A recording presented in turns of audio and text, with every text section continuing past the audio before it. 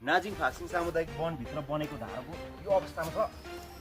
नमस्ते, म अनिल बस्नेत, रामेछाप जिल्लाको उमाकुट्टा गाउँपालिका वार्ड नम्बर 2 बाम्ती भण्डारबाट बोल्दैछु।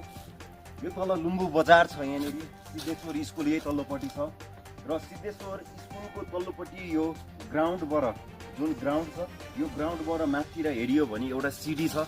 त्यो सिडी चढ्दै चढ्दै आइयो भने यही ठाउँमा आइपुगिन्छ र यहाँनिर एउटा पार्क छ। यो 2 नम्बर वार्डले सामुदायिक वनभित्र बनाएको पार्क हो। पार्कभित्र बनेको एउटा धारो हो यो धारो यो अवस्थामा छ।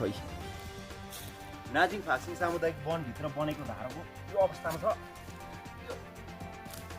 धारो होइन, म के भन्न चाहन्छु भन्दाखेरि यसरी सार्वजनिक ठाउँमा बनेको यो भनौँ न संरचना जसले भत्कायो त्यो मान्छेलाई कडाभन्दा कडा कारबाही होस्।